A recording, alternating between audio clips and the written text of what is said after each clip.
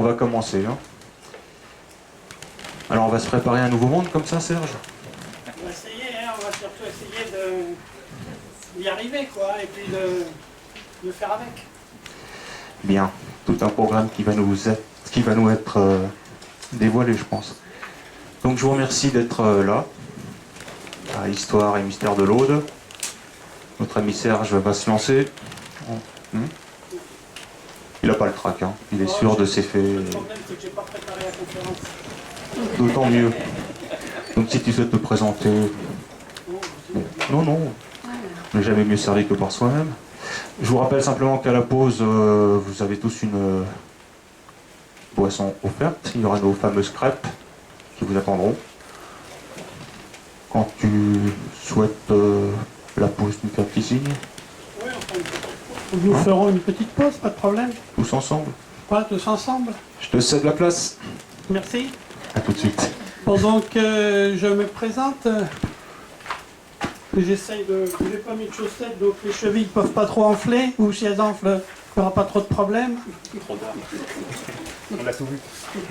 Donc j'ai commencé ma première conférence, j'avais 17 ans, ça fait pratiquement 55 ans, 60 ans, 50 ans. Et donc, en plus c'était en espagnol. Et à la salle, c'est la 3e ou la 4e conférence que je fais.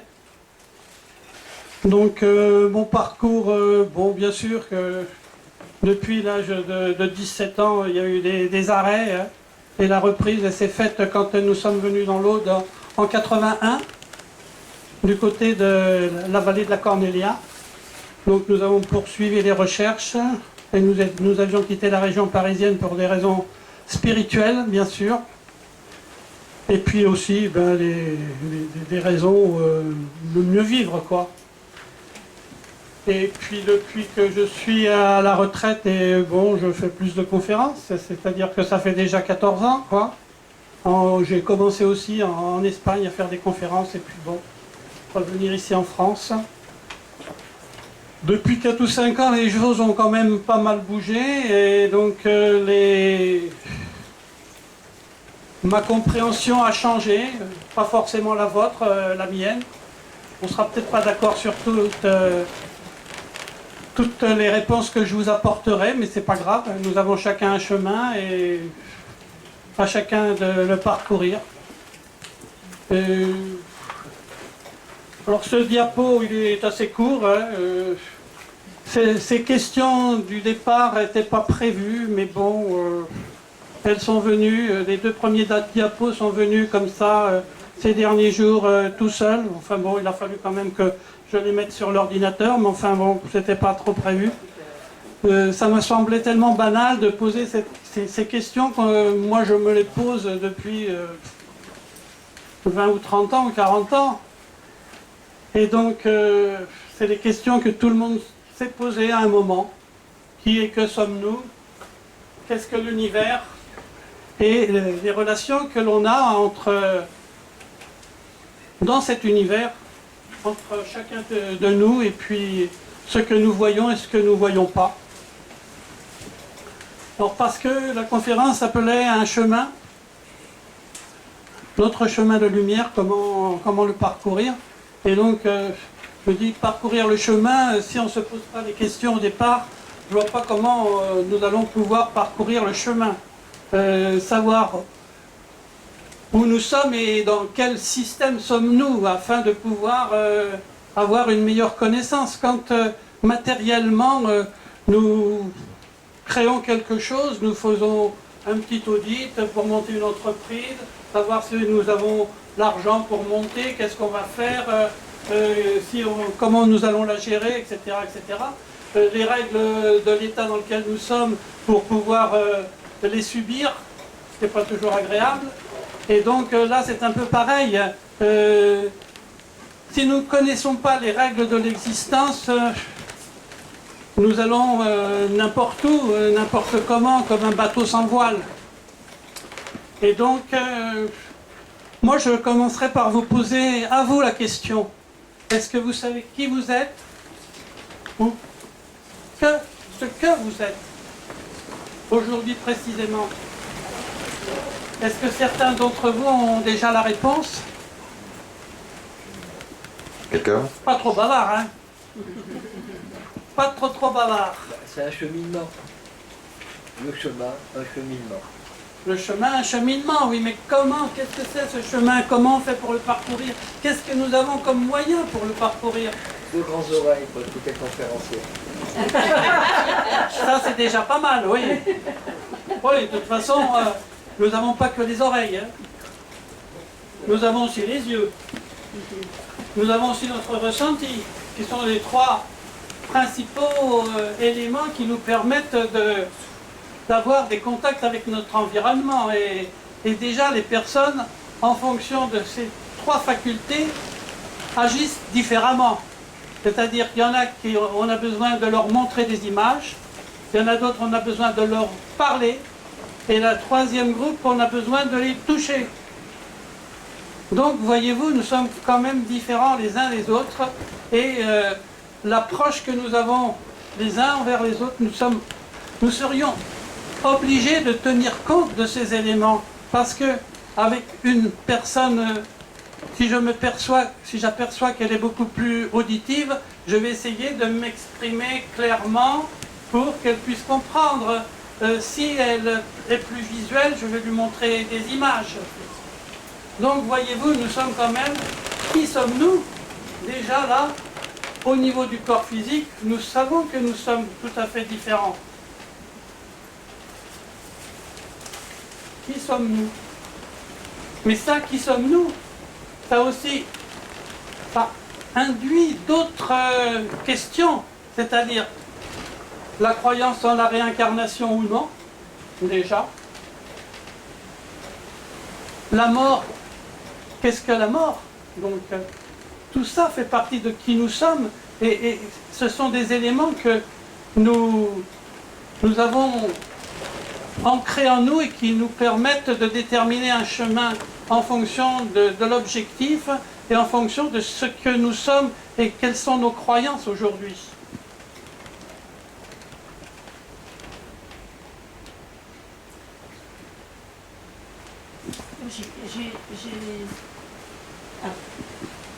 J'ai connu un maître bouddhiste qui disait que nous étions le trait d'union entre notre date de naissance et notre date de départ.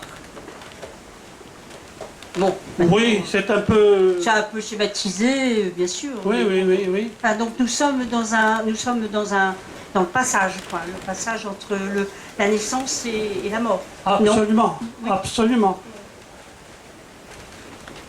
Mais voyez-vous, ce que j'aurais l'intention de vous dire aujourd'hui, je peux en faire un stage de 15 jours.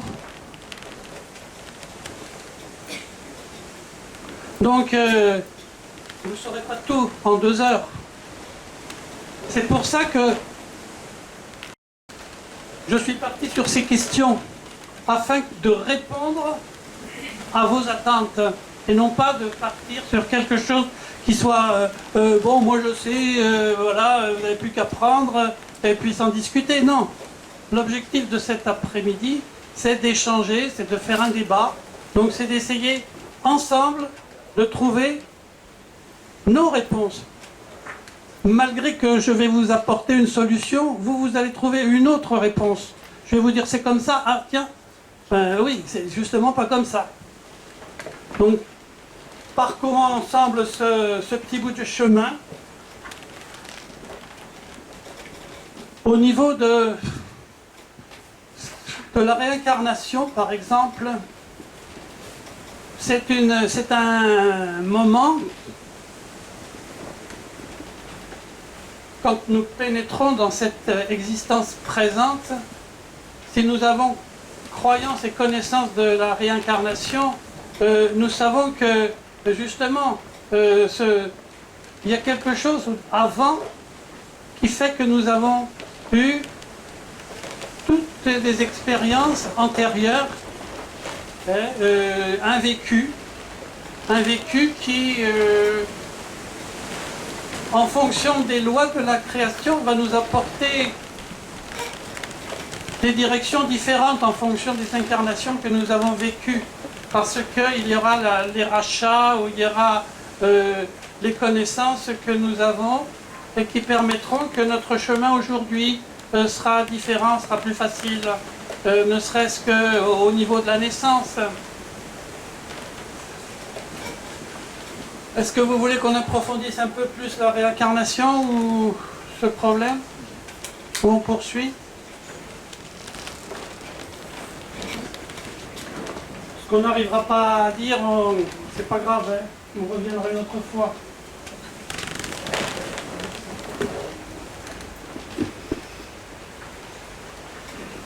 Je ne peux pas revenir en marche arrière.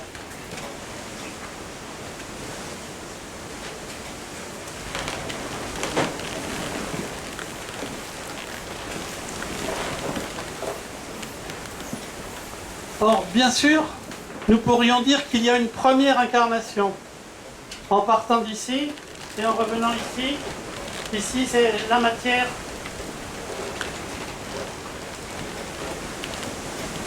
C'est-à-dire aujourd'hui.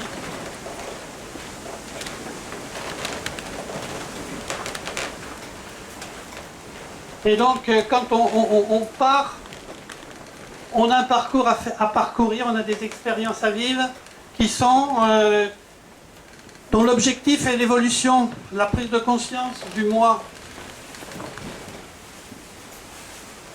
Comme la première fois on ne réussit pas toujours, on est obligé de remonter et en fonction de notre évolution, nous remontons plus ou moins haut et nous revenons. Alors bien sûr, cette première incarnation que nous avons vécue ici, obligatoirement, a eu des incidences sur le plan morphogène, c'est-à-dire sur un plan qui est ici, où s'inscrit la casa des Indiens, des hindous, où sont inscrites toutes nos expériences de vie. Et à ce moment-là, suite à nos expériences de vie, les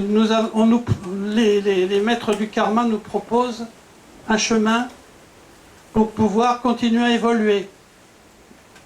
Et donc nous revenons, et donc cette deuxième incarnation, elle est en fonction de la première. Et donc elle est liée au territoire, aux parents, à l'économie, à tout ce qui peut faire que l'environnement dans lequel nous allons venir va nous permettre d'évoluer. Des questions? Alors après, ça continue, hein, je ne vais pas vous faire 50 fois le même schéma. N'hésitez pas à poser des questions, c'est interactif.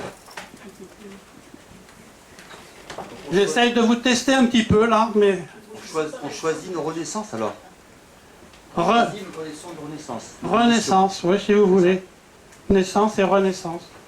Mais sachant que c'est toujours le même noyau. D'une incarnation à l'autre, c'est toujours le même noyau. Par contre, les enveloppes changent. Si par exemple on a été en conflit avec ses parents, même dans l'indifférence. Oui, si on a été en conflit avec ses parents et même dans l'indifférence, qu'est-ce que serait notre deuxième incarnation?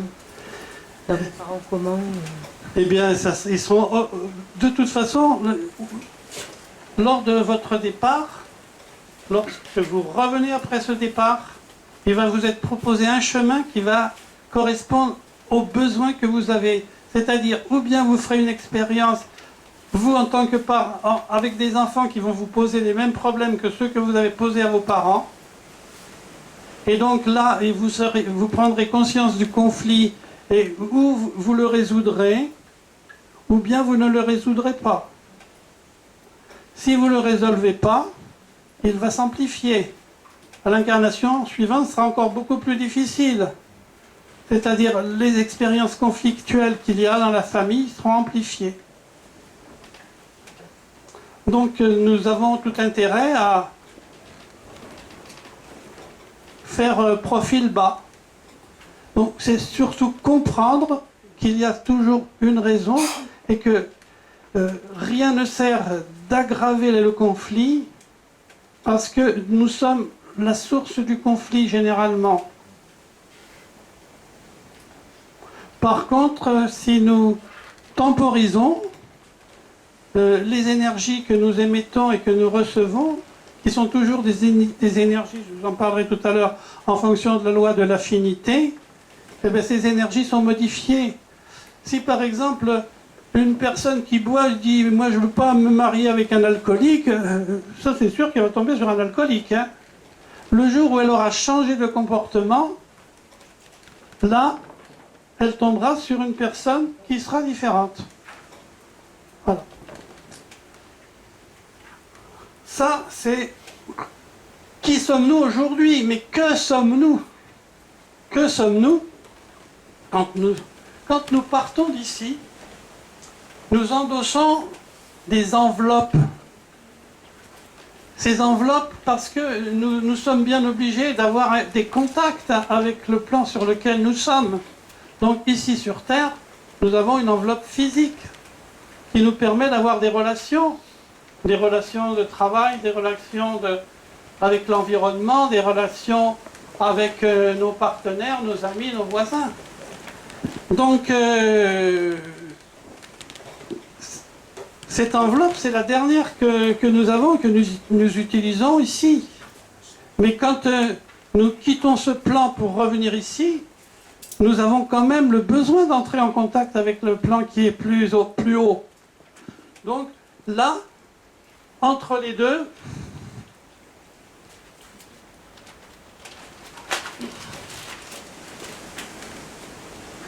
disons que, alors comment je vais faire ça? Moi je dessine très très mal. Hein. Je vais dessiner ça comme une aura, hein. Ce sera peut-être plus facile. Pour moi en tout cas.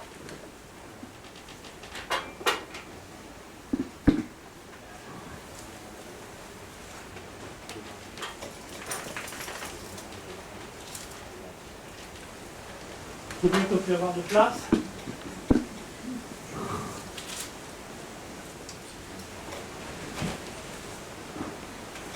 Donc supposons que ceci soit notre noyau. Quand nous descendons sur le premier plan que je vous ai montré, nous endossons cette première enveloppe qui nous est donnée par les êtres de la nature sur un plan. Et la deuxième enveloppe également qui nous est donnée par les êtres de la nature sur un autre plan. Ces deux dernières enveloppes, elles nous sont données sur les plans de la matière, c'est-à-dire quand ça commence à être plus dense. Et ensuite, nous avons notre corps astral qui fait la liaison avec notre corps physique. C'est ça, que sommes-nous? Tout à l'heure, nous avons parlé de qui sommes-nous. Maintenant, je parle de ce que nous sommes. Alors, qui est-ce qui n'est pas d'accord avec moi? Beaucoup de monde, tous, vous n'êtes pas d'accord, bien sûr. Qui est-ce qui est d'accord? Sur le principe, bien sûr. Je vous dis, si nous rentrons dans les détails, il y en a pour très très longtemps à expliquer tout ça, le justifier. Oui. Personnellement, mais c'est des travaux. Notre univers, c'est personnellement, est quelque chose de très très simple, plus simple que le simple. Mais c'est une mémoire qui demande qu'à apprendre l'univers. Et qui demande qu'à apprendre. Parce que la meilleure mémoire, c'est un point d'acquis. Et tout en évolution, sur une base très très simple, belle et agréable. C'est ainsi que je vois le monde de la matière que j'emprunte l'espace du vide. Si nous considérons que nous sommes une mémoire, mais une mémoire vivante, mais mémoire veut dire que nous avons à apprendre quelque chose, ou nous avons acquis quelque chose. C'est-à-dire que dans l'univers, le parcours que nous avons fait nous a permis de vivre des expériences sur les différents plans. Que le végétal ou l'animal, mais c'est l'expérience. Alors la seule différence, c'est que le végétal ou l'animal ne viennent pas de ce plan-là, mais ils viennent d'un plan qui est situé plutôt par ici, sur l'Olympe, ce qu'on appelle l'Olympe, et dont les Grecs, les Romains parlaient, hein, les dieux de l'Antiquité, hein, les Juifs. Donc, les personnes, les êtres humains qui vivaient 2000 ans avant Jésus-Christ avaient d'autres facultés que nous et d'autres perceptions. Ils avaient les perceptions de certains médiums qui sont peut-être parmi nous et qui avaient la capacité de voir les êtres de la nature. Hein, les gnomes, les fées, les lutins, les dragons, les géants. Et ils avaient aussi la possibilité de monter jusqu'à ces plans de l'Olympe, hein, où nous avons tous les dieux de l'Antiquité. Nous avons perdu toutes ces connaissances. Nous sommes passés, avec les religions, à un Dieu unique. Et nous avons complètement oublié que entre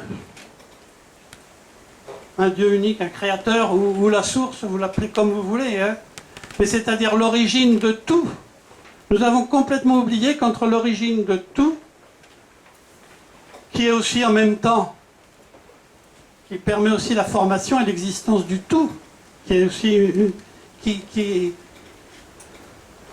comment vous dire, sans ce qui est le tout, sans ce qui est le zéro, nous ne serions pas. Parce que ce qui est le zéro permet l'expansion et donner la vie au reste. Vous êtes bien silencieux là, je sens.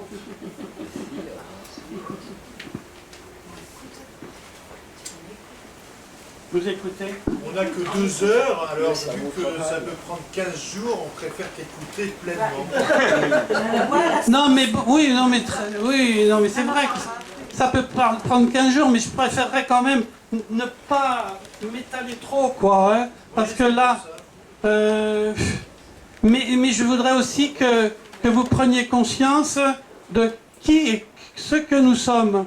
Et la relation que l'univers a avec nous, c'est important. C'est pour ça que je suis parti sur ces 3 questions-là, qui n'étaient absolument pas du tout prévues au départ. Hein. Donc, qu'est-ce que l'univers? J'ai un peu répondu, l'univers c'est tout ça. Hein, c'est des interactions entre tout ce qui est existant, hein, aussi bien les êtres de la nature que les plantes, les animaux et nous. Alors, les relations qu'il peut y avoir avec l'univers. Alors, les relations, c'est déjà notre vécu, comment nous vivons, comment nous cheminons. Mais c'est aussi ce que nous apporte l'univers et c'est quelles sont nos relations avec cet univers et entre nous. Alors,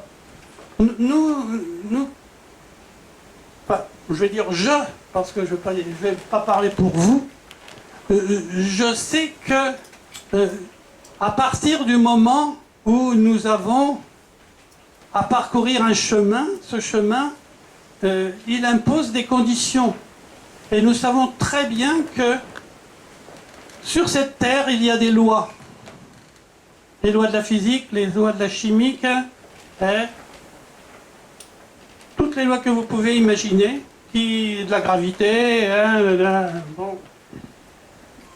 Et nous devons tenir compte. Nous ne pouvons pas dire je vais monter sur le chapiteau et puis hop, je saute et puis c'est bon, à moins d'avoir l'aile. Maintenant on fait des choses extraordinaires. Vous n'allez pas dire voilà, je vais plonger et puis tout va se passer très bien, même si je ne sais pas nager. Donc il y a des lois. Alors, on peut se poser la question suivante. À partir du moment où il y a des lois, il est probable qu'il y ait un législateur. Non? Vu sous cet angle, cette question vous interpelle ou pas? Je pense.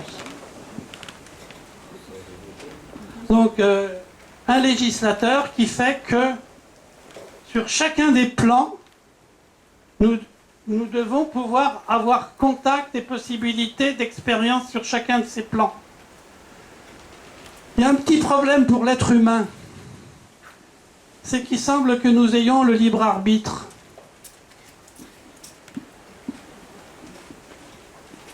Vous y croyez ou vous y croyez pas au libre arbitre? Bon, toujours aussi bavard. Entre les deux, je dirais aussi. Ouais. Ça peut. Oui, oui, je vois par votre geste ce que vous voulez dire un peu. C'est-à-dire que quand on parle de ça, par exemple, la première fois, nous avons un libre arbitre absolu.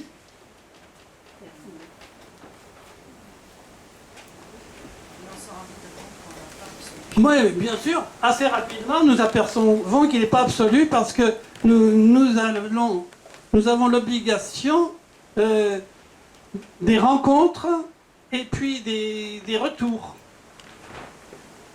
Et puis on ne peut pas faire n'importe quoi. Hein, c'est le respect d'autrui, c'est le respect de soi-même, le respect de la nature. Donc le libre arbitre, il est limité quand même au bon sens, je dirais, tout simplement. Donc c'est ça les relations que nous pouvons avoir avec le libre arbitre. Et donc c'est ce deuxième... Oui.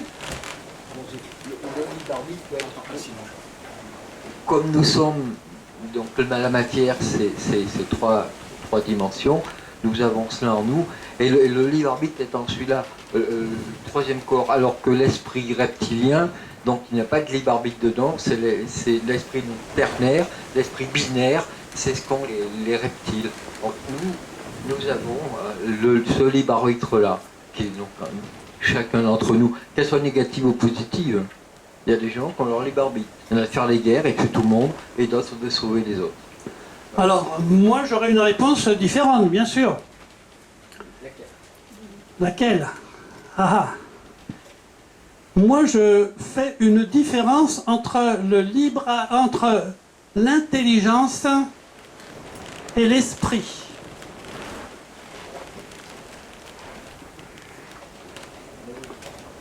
L'intelligence peut être reptilienne par sa conception physique, je parle. Hein. Tandis que le noyau, lui là, pas du tout. Absolument pas. Absolument pas. Il est... Je voudrais utiliser le mot planétaire parce que nous ne sommes pas les seuls êtres humains vivants dans l'univers.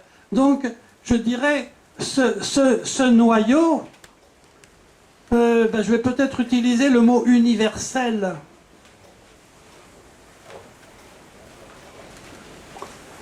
Trois dimensions, elle commence plus bas, elle commence avec la théorie de Nikola Tesla. Hein. C'est tout. Avant ce qu'explique Nikola Tesla, quand l'univers s'est formé parce qu'il y a trois dimensions, et nous savons que toute forme ne peut exister que par les trois dimensions. Une ligne ou des points, c'est une dimension. Une surface, c'est deux dimensions. Trois dimensions permettent la construction. Nous ne pouvons pas construire sans trois dimensions. Alors on pourrait venir au solide de Platon. Hein. Alors là c'est pareil, j'en ai encore pour 2 jours. Les 5 solides de Platon, qui expliquent la forme de l'univers. Le cube, tétraèdre, l'hexaèdre, duodécaèdre et l'icocéaèdre. Donc là déjà il y en a pour un moment. Hein. Alors ma réponse? Des dimensions supplémentaires. Je travaille avec surtout la 5. Je suis beaucoup en tant que géomètre. À un moment donné sur la 5e dimension. 5e dimension. Ça c'est autre chose. Mais c'est pour dire l'esprit ternaire et 3 corps. Ça c'est autre chose. Parce que les dimensions... Matérialisé. Non, non, mais là, faut faire la différence entre les deux. Les dimensions, ce sont des plans différents. Nous sommes dans la 5e, 4e, 3e, et puis nous pouvons monter encore. Et les plans dont nous parlons sont uniquement des plans qui sont dans la matière, matière dense, matière de faible densité, et puis ensuite on passe hors de la matière, qui est les niveaux des êtres de la nature. Donc c'est tout à fait autre chose. Tandis que moi je parle de 3 dimensions géométriques, c'est-à-dire une construction, et on prend une chaise, il y a une longueur, largeur et une hauteur. C'est tout à fait différent. Il n'y a pas de changement de plan. La chaise, vous allez la voir ici sur Terre, mais vous l'aurez aussi ici peut-être sur ce plan. La seule chose, c'est que la matière ne sera pas la même. Ça sera une chaise énergétique qui aura un taux vibratoire qui sera tout à fait différent du taux vibratoire de la chaise que nous avons ici. Donc moi je dis attention, ne pas tout mélanger, quoi. La matière, c'est 3 dimensions, avec la 4 et la 5, mais les autres supplémentaires ne font pas partie de la matière. Non, il ne faut pas. Après, à partir d'ici, c'est plus la matière. Mais est-ce que ton schéma s'assimile à une hiérarchie dite pyramidale? Oui, plus ou moins. Ouais. Et je vais montrer un diapo tout de suite après. Parce que là, ces 2 diapos, ils n'étaient pas du tout... Parce que peut-on avoir un total libre arbitre dans une hiérarchie, tout simplement? Ben non. Non, parce que de toute façon, la création est faite par amour et avec amour. Il a été permis aux entités de se développer par amour. Et donc, les lois qui sont, ce sont tous des lois qui sont gérées par la volonté de l'amour, mais aussi dans la justice. Ils sont inséparables, justice et amour. Et donc, à partir du moment où nous ne sommes plus sur le chemin, nous ne sommes plus dans la justice et dans l'amour, et nous causons des perturbations à notre environnement immédiat, c'est-à-dire aux êtres humains que nous côtoyons, et aussi à notre environnement physique, c'est-à-dire les plantes, les animaux, la terre proprement dit. Et donc là, j'ai sorti, pour expliquer un peu ces photos, non, je sais pas. Donc ça, c'est une prune, et ça, c'est une amande. Et donc, en fonction de certaines informations que j'ai eues il n'y a pas si longtemps que ça, nous pourrions dire que nous sommes aussi reliés à la source par un cordon, comme le fruit est relié à la branche et à l'arbre. C'est quoi? C'est le tube pranique. Quand vous méditez, que vous dites « je me relie aux racines de la terre, aux cristaux de la terre, au centre de la terre, et à l'autre extrémité, je me relie aux racines du ciel, à la source et à la lumière », est-ce que nous ne sommes pas dans cette image-là? Qu'en pensez-vous?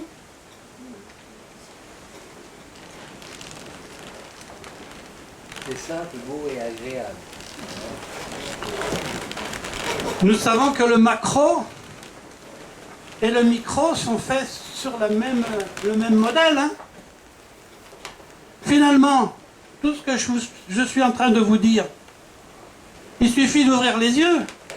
Vous regardez autour de vous comment fonctionne la nature, les arbres, les animaux, les plantes, et puis ce que vous renvoie la personne qui est en face de vous, et vous aurez toutes les réponses que je suis en train de vous donner.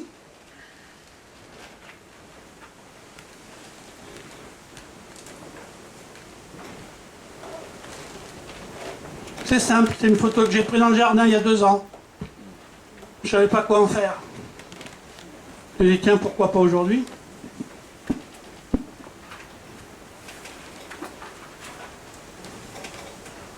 la Terre. Donc ça, c'était le premier diapo. Comment se préparer à un nouveau monde? Et la prise du jardin aussi, celle-là? Non, même pas, j'ai dû la prendre sur Internet. Il y avait peut-être un copyright, tant pis. Voilà.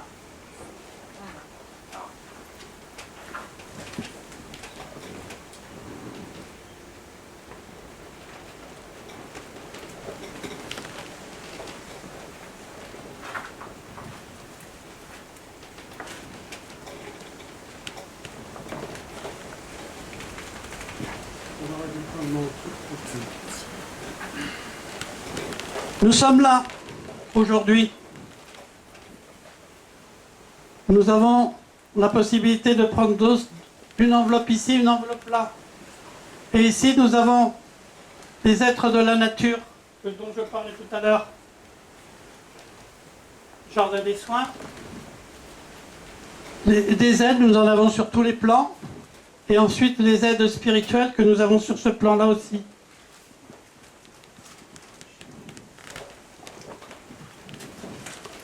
Ça vous parle un peu? À peine?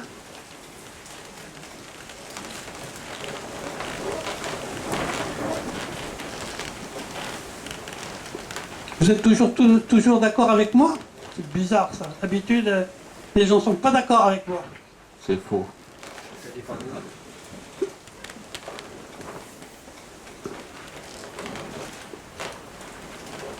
Des questions? Je remarque qu'on est tout en bas, une fois de plus. Ben ouais. Je n'arriverai pas à vous faire parler, hein. C'est toujours le même qui parle. Il y a 2 personnes qui ont parlé jusqu'à maintenant 3. Je peux tourner la page? Vous voulez d'autres explications sur cette page-là? Vous pouvez développer les êtres de l'essentialité. Un atelier de 8 jours. Commencez. En 8 minutes, max. En 8 minutes max. Allez, 5 minutes. 5 minutes. Alors, Qu'est-ce que vous entendez qu'est-ce que j'entends? par les êtres de l'essentialité? Les êtres de l'essentialité. Ça marche mon micro ou j'ai arrêté? De l'état. C'est bon? J'ai dû tripoter. Non, c'est bon.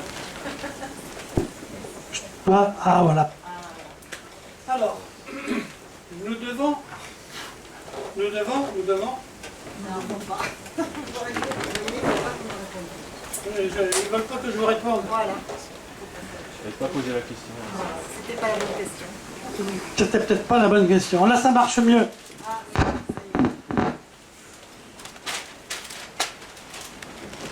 Je vais prendre quelqu'un qui écrit bien. Alors, les 4 règnes.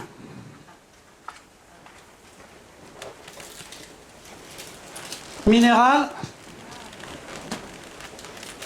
végétal, les 3 règnes. Minéral, végétal, animal, il n'y en a que 3. Ensuite, les 4 éléments.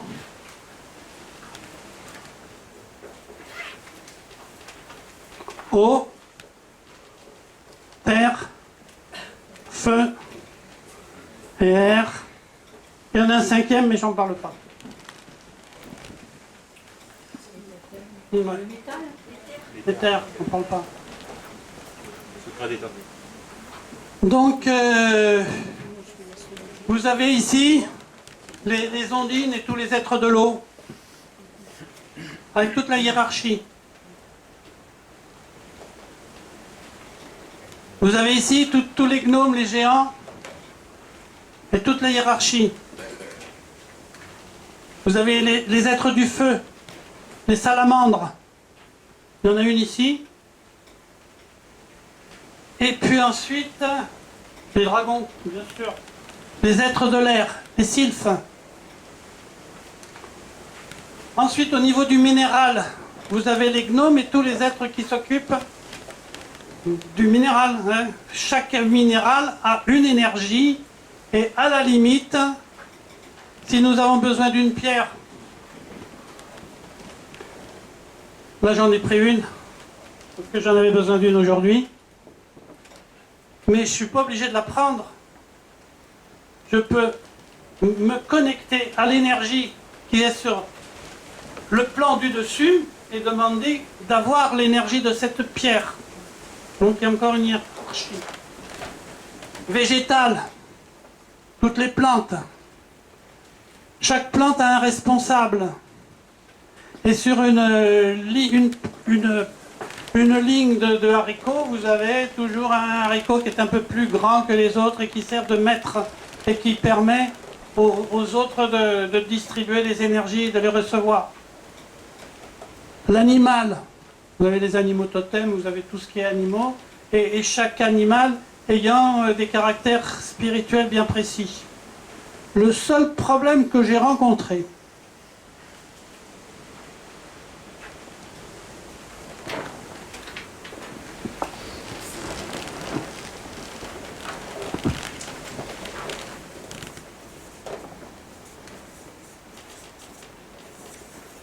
je me dis qu'est-ce que c'est que cette énergie-là? Je l'ai rencontré dans un marécage. Je me suis dit, tiens, un être de l'eau, ça ressemble à un serpent. Un être du feu. Et non, finalement, c'est un sous-groupe. Et ici, vous avez la vouivre. Donc à partir du moment où on part de ce principe-là, on peut dire qu'il y a un tas de sous-groupes. Pour ça, là je suis descendu de quelque chose que vous connaissiez. Et quelque chose, et des entités qui sont autour de nous, et qui sont ici présentes, certaines. Mais on monte de plan, parce que de toute façon c'est le niveau énergétique. Si par exemple vous avez besoin de la mauve, et que vous n'avez pas de mauve sur vous, et que vous avez un problème physique qui dit, ben voilà, j'ai besoin de mauve. Vous visualisez, vous imaginez l'énergie de la mauve, puisque de toute façon, la plante n'est que la condensation de l'énergie sur ce plan matériel. Donc, vous contactez par l'esprit, votre esprit qui est une partie de vous et qui est à un niveau supérieur à votre corps physique, à votre moi. Hein. Donc, avec votre moi, vous connectez l'énergie de la mauve et vous dites, ben voilà, j'ai besoin de cette mauve. Vous la visualisez, vous la mettez dans l'eau, hein, vous la visualisez dans l'eau, vous buvez l'eau et vous avez l'énergie de la mauve dans votre eau. Tout simplement. C'est ce que font, par exemple, Monsanto maintenant quand ils pulvérisent au-dessus des plantations, non plus un produit, mais ils envoient une longueur d'onde énergétique qui correspond à la plante. Et là, on a tout gagné. Parce que pour arriver à dissoudre ça, il faut faire des vortex costauds. C'est bon? J'ai répondu? Je viens d'apprendre quelque chose sur Monsanto là. Oui, bon, on va pas parler de Monsanto aujourd'hui. Non, mais un eau au niveau physique. Quelque part, mettre l'information à un liquide, voilà, on était... non, c'est sérieux, s'ils en sont là, ils ont pris la démarche, le chemin que apparemment nous avons entrepris, quoi. Les longueurs d'onde, l'amour.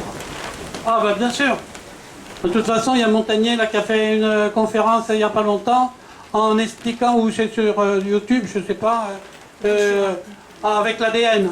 Donc il a pris la longueur d'onde de l'ADN, ensuite il l'a encodé, il l'a retransmis en Italie, et puis en Italie ils ont reformé l'ADN d'un microbe, parce qu'ils veulent utiliser en médecine les longueurs d'onde plutôt que les antibiotiques, etc., etc. Bon, On n'y arrivera pas au bout. Quelle heure il est? Bon, il nous reste combien de temps? Quelle heure est-il? 16. Il faut y aller, on peut.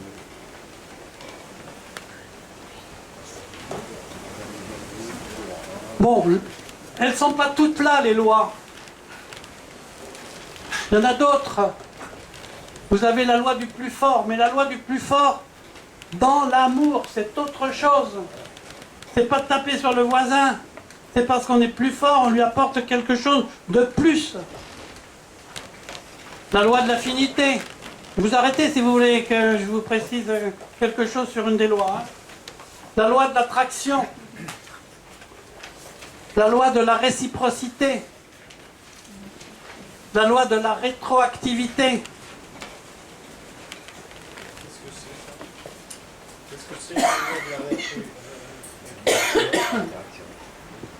Qu'est-ce que c'est la loi de la rétroactivité?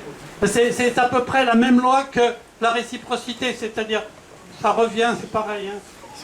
C'est à peu près pareil. La pesanteur, l'équilibre, la loi des degrés, on a vu par les plans. Hein. Oui. Ensuite, la loi de l'infusion.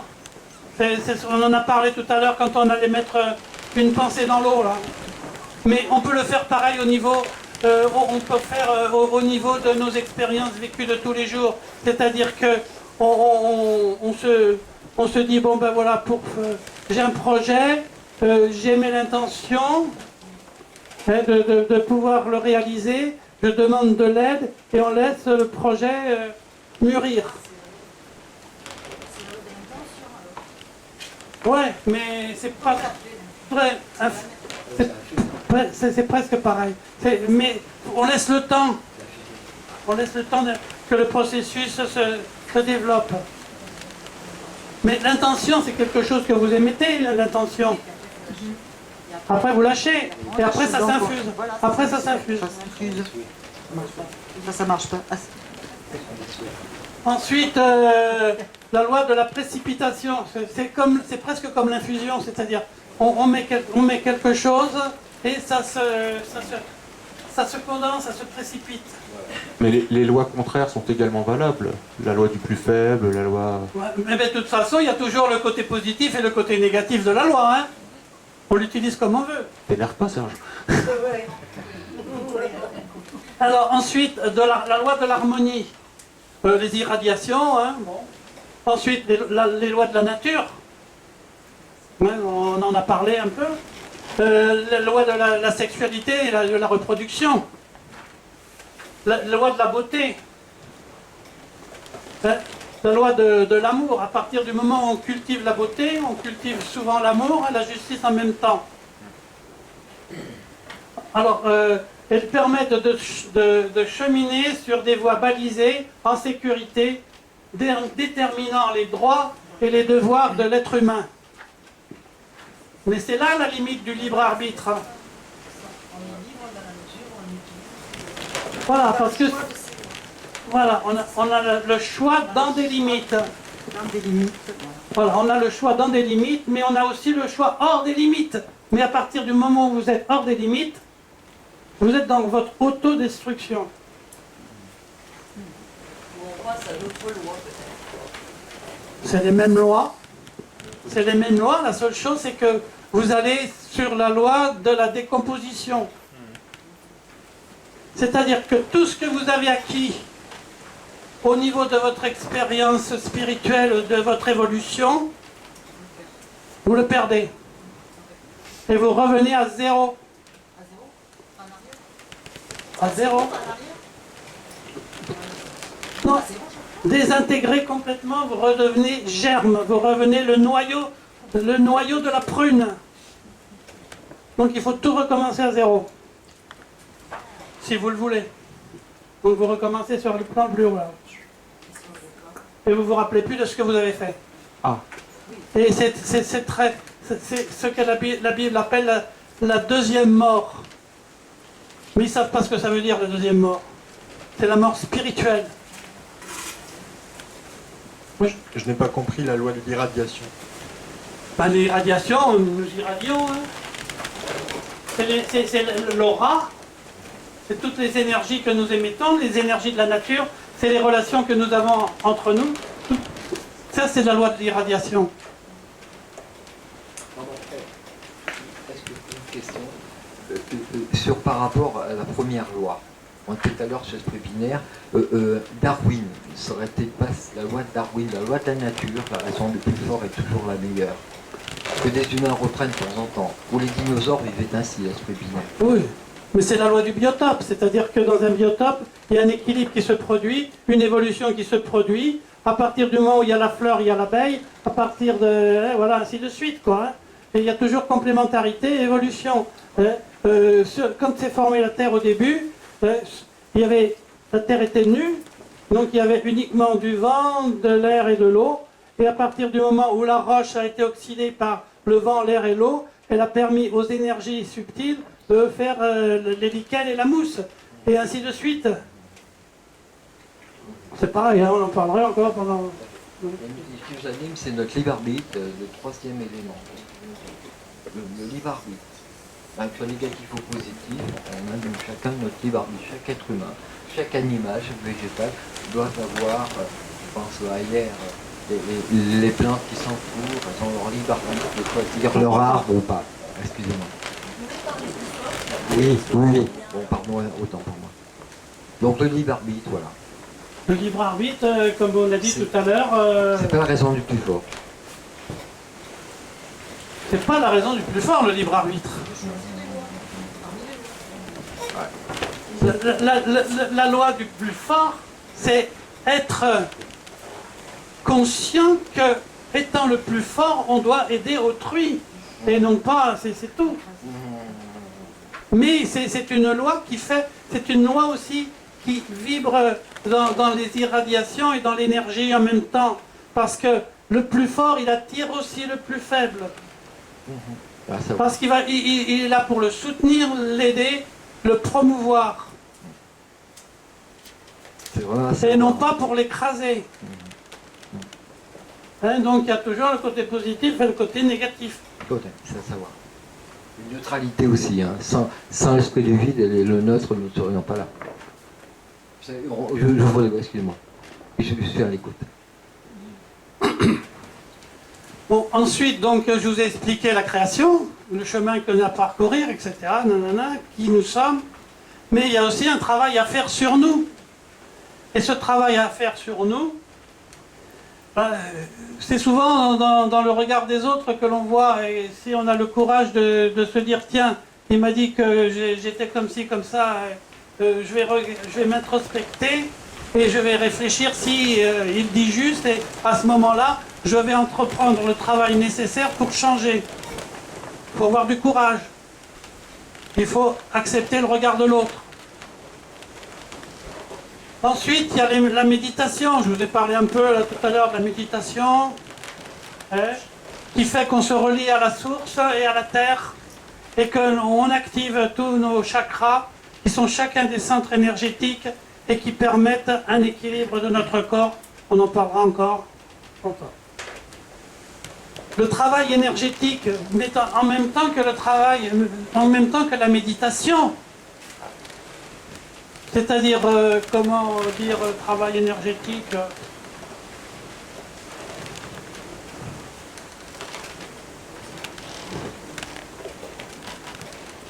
c'est-à-dire travailler hein, avec les êtres de la nature, avec toutes les énergies qu'il peut y avoir. Hein. Il est possible aussi en émettant des intentions, de construire quelque chose énergétiquement. Hein. Les constructions énergétiques, ben c'est pareil, bon. C'est très... Quand tout à l'heure, avant que vous arriviez, j'ai fait le tour de la salle, j'ai émis des énergies positives, afin que personne qui vienne me contredise, ça marche vachement bien. Donc, donc en émettant des énergies d'amour, de compréhension, tout ce que l'on pouvait apporter de positif pour que cette conférence se passe au mieux et que je ne me retrouve pas derrière Mais Serge, la vache. être amour, est-ce que c'est pas dans un certain sens être le plus fort? Non, pas forcément. Non, pas forcément. Être amour, c'est respecter tout ce qui est autour de nous et c'est faire que son prochain puisse atteindre aussi ses objectifs spirituels hein, et puisse évoluer, puisse progresser. C'est... Parce qu'il faudrait quand même pas diaboliser les mots, tu vois ce que je veux dire? Non. Le mot fort, le mettre dans une case, et incompatible avec d'autres mots. Je pense que tout est lié. Mais oui, bien sûr, tout est lié. Tout est lié. Mais le plus fort qui va apporter à l'autre quelque chose, que ce soit de matériel, que ce soit de l'amour, que ce soit des expériences, que ce soit tout ce que vous voulez, eh bien, il est fort, mais il est aussi amour. L'un n'empêche pas l'autre. Toutes ces lois, elles sont juxtaposables.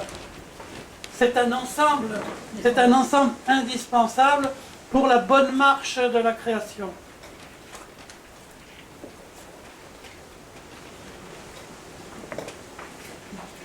Alors, les outils de protection. Alors là, c'est pareil. Hein. Vous en avez tous, bien sûr, que vous mettez en route consciemment ou inconsciemment, c'est déjà l'aura. Quand vous arrivez près de quelqu'un, vous avez un ressenti, vous dites, tiens, celui-là, je ne sens pas bien. Hein. C'est parce que votre aura, elle est rentrée en contact et il n'y a pas de feeling entre les deux. Et puis 8 jours après, vous dites, oh, tiens, je me suis trompé. Oh, il a l'air sympa quand même. Et puis 1 an après, oh là là, oh purée, ma première intuition, elle était vraiment la bonne. Hein. Là, il a vraiment essayé de m'avoir. Hein, parce que hein, là, vraiment, il a joué un double jeu, celui-là. Hein. Donc, voilà, c'est une partie de notre protection. Maintenant, il y a aussi des protections que nous pouvons, que nous pouvons faire. C'est-à-dire qu'on peut se mettre des coques autour de soi, hein, des coques positives, en faisant que toutes les énergies négatives ne viennent pas vers nous. Hein.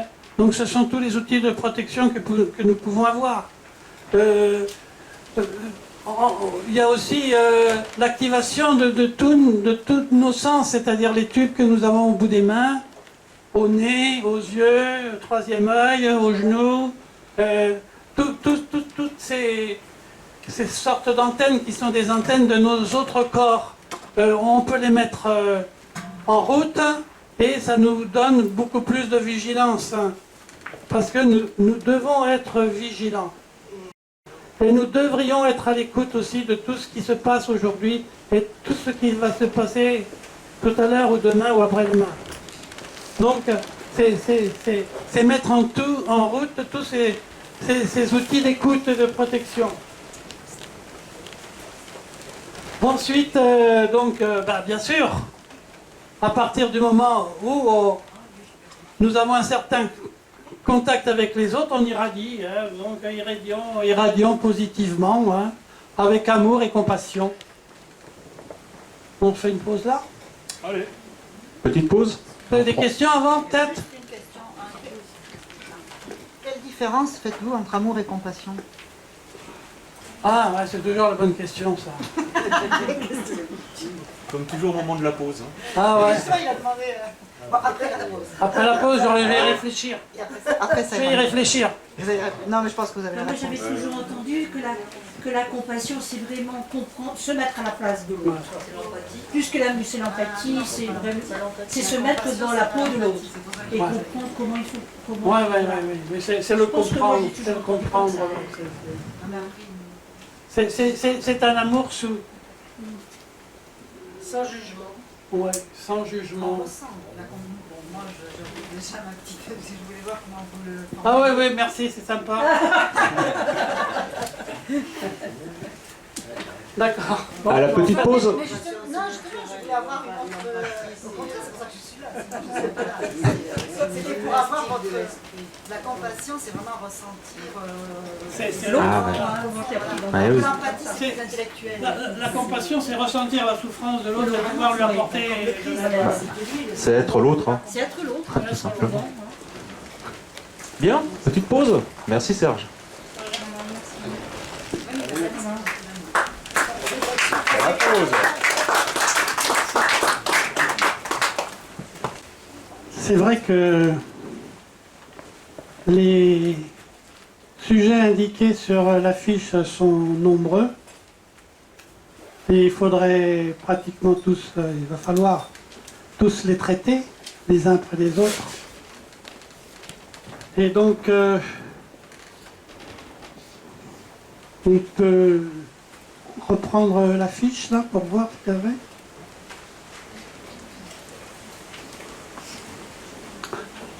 Je vais donc arrêter là pour le moment le diapo. L'eau, tu nous en as parlé un peu déjà, non? L'eau, oui. La mémoire de l'eau, qu'est-ce que Je vous pense voulez que tout le monde attend le Graal surtout.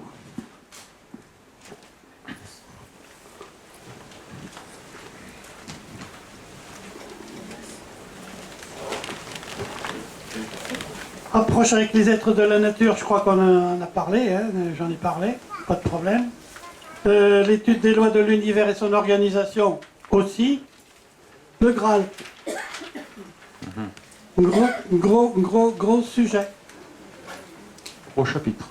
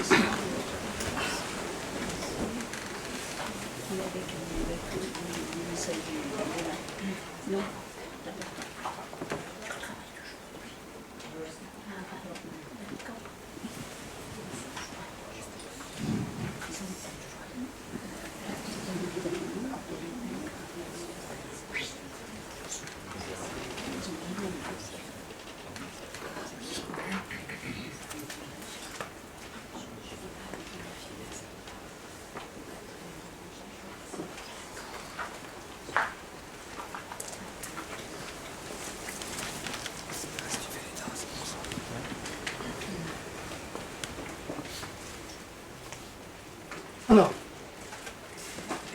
il y a une explication terrestre du Graal. J'ai fait il y a 5 ou 6 ans, 4 ou 5 ans, ici une conférence sur le Graal.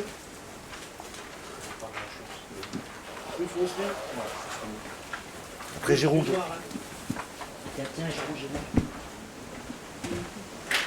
C'est du noir.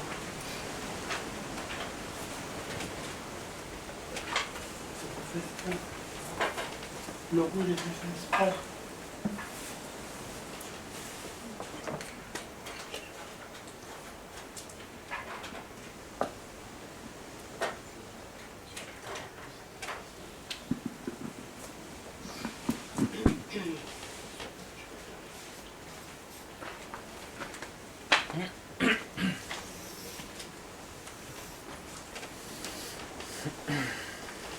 Bon, j'ai parlé, le Graal. Alors,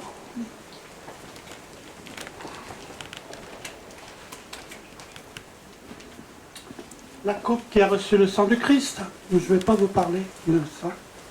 Je suis désolé. Je vais vous parler du Graal énergétique.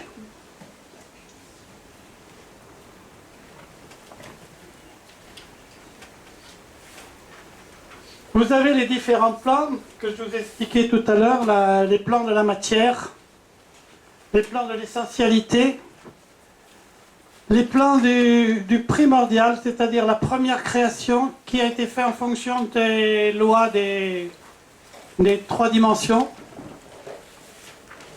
c'est-à-dire à partir du moment où la source,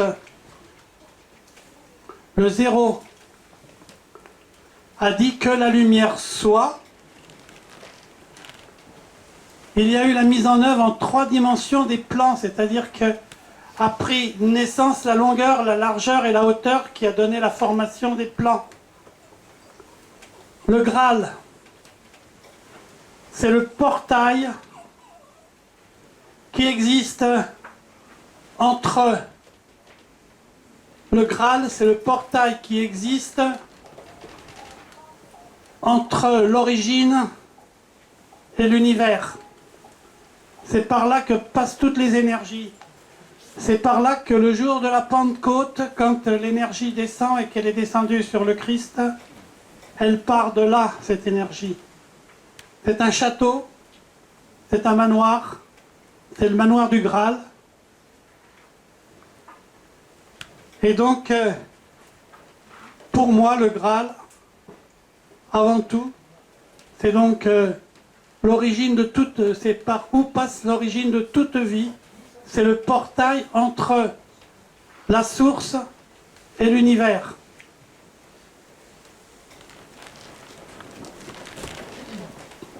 Après, alors bien sûr, quand on parle ici dans ce château, il y a une coupe qui ne déborde jamais, qui est de couleur rouge, et qui reçoit toutes les énergies, et une fois par an, le portail s'ouvre et apporte la vie. On voit que à la Pentecôte, tout renaît. Je ne sais pas si vous avez remarqué. Maintenant, vous n'êtes pas obligé de me croire. J'ai au printemps. Au printemps. Pourquoi la Pentecôte? Et pourquoi on ne dit pas l'équinoxe du printemps? Puisqu'on sait bien qu'en fin de compte, avant la religion catholique, il y avait des... On respectait justement la nature et les plans de la nature. Et donc avec les druides, et toutes ces fêtes qui étaient organisées par les druides ont été remplacées par la religion chrétienne. Enfin, moi, c'est ce que je pense. C'est ce que nous savons. Hein. Nous savons que les fêtes celtiques ou druidiques ont été remplacées par des fêtes chrétiennes ou autres, et que aussi tous les lieux qui ont servi, qui étaient des points énergétiques, ont été utilisés ensuite pour mettre des chapelles, etc., etc. Qu'au niveau des sources, il y avait toujours une nymphe et puis un lieu de recueillement, un lieu de soins. Et là, nous avons construit une chapelle pour pouvoir utiliser, parce que de toute façon, il était impossible d'empêcher les gens d'aller chercher de l'eau pour boire. Donc, c'était une impossibilité des religions d'interdire l'approche des sources. Donc il a fallu trouver une autre façon. Le Graal, vous voulez plus d'explications?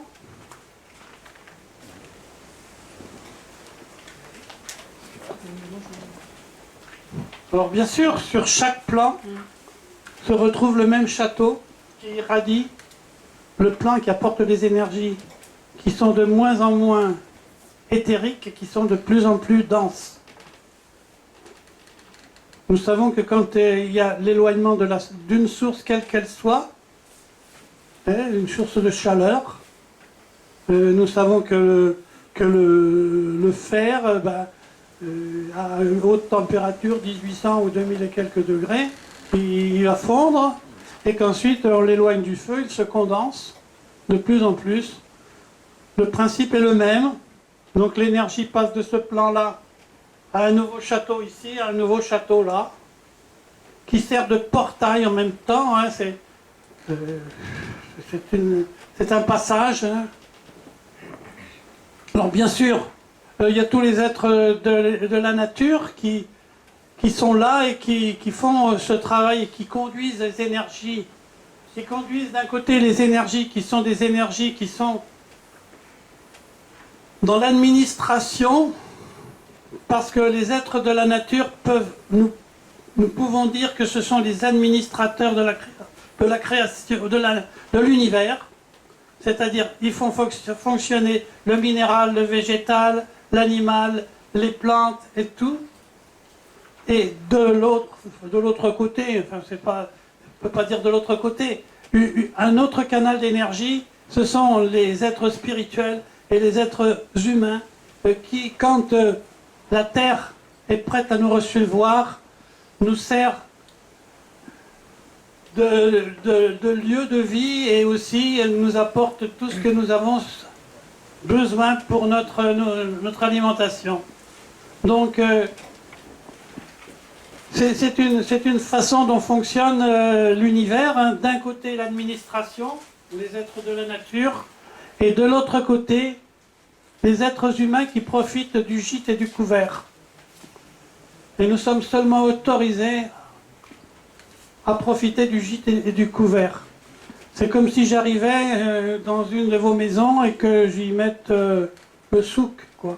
Hein, je prenne tout ce qu'il y a et puis que j'en fasse ce que j'ai envie. Je mettrai les assiettes sous le lit et puis les draps dans les placards de la cuisine. C'est ce que nous sommes en train de faire. Donc c'est un fonctionnement comme ça qui part à partir d'ici du Graal. Et l'origine des êtres de la nature le plus haut responsable des êtres de la nature est ici. Et ensuite il y a des cercles, le cercle des géants, et ensuite ça descend au fur et à mesure. Un peu plus d'explications sur le Graal encore, c'est bon? Y aurait-il, cette fameuse quête du Graal, elle serait un peu faussée, ça serait plutôt le Graal qui nous trouve. Mais c'est surtout le Graal qui nous a fait. Et c'est une énergie qui nous porte vers le bas et qui nous ramène vers le haut.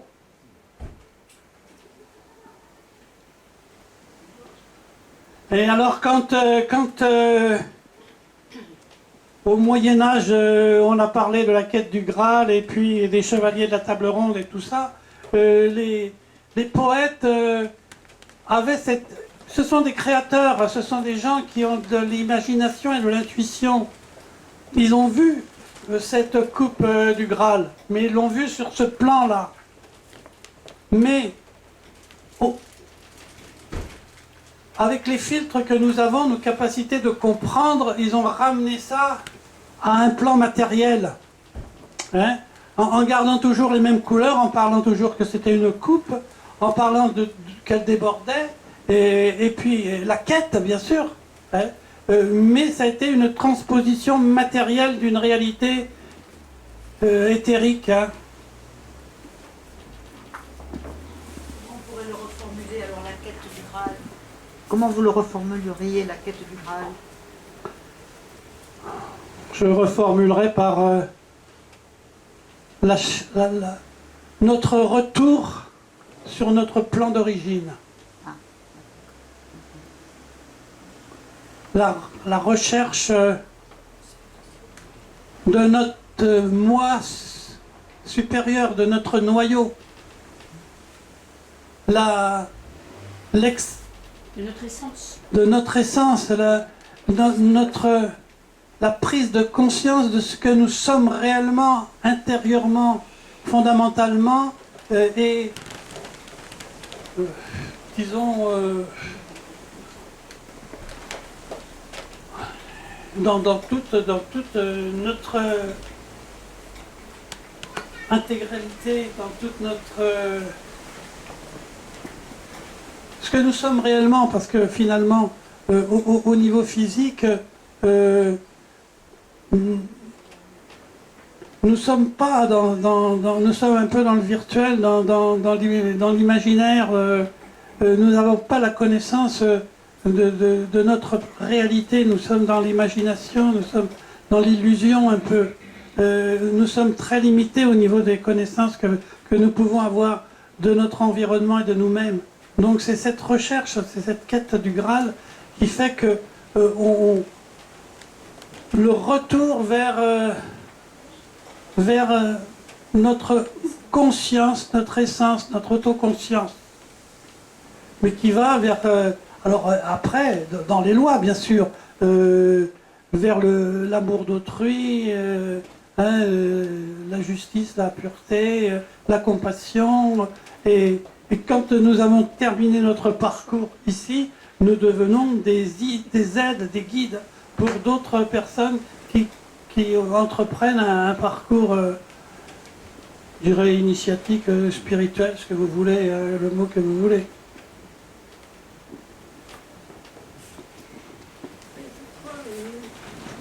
Pourquoi aller vers le bas et remonter vers le haut? Pourquoi être resté en haut? Très bonne question. Pourquoi n'avons-nous pas évolué sur notre plan d'origine? Avons-nous été obligés de descendre pour remonter? Nous avons été obligés de descendre pour pouvoir faire des expériences dans la matière, parce que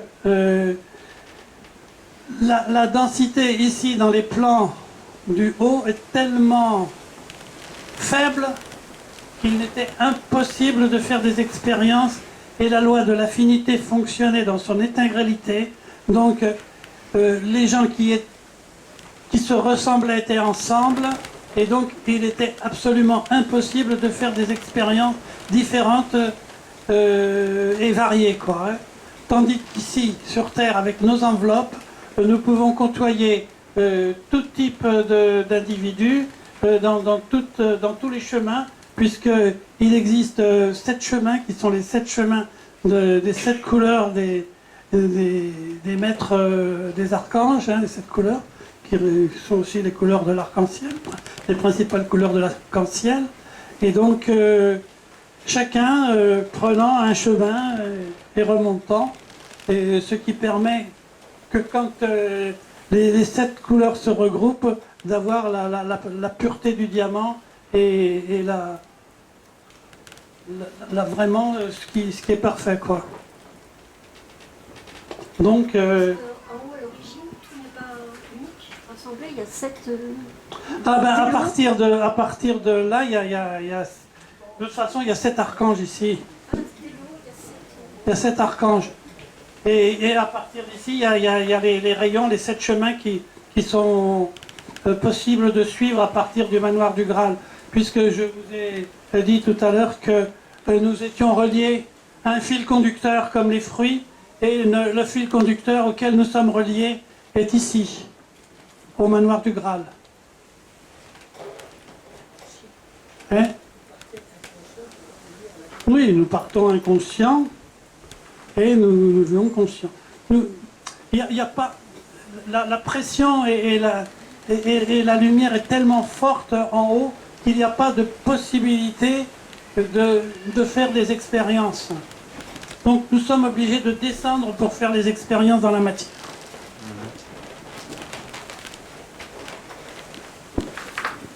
Question, Serge?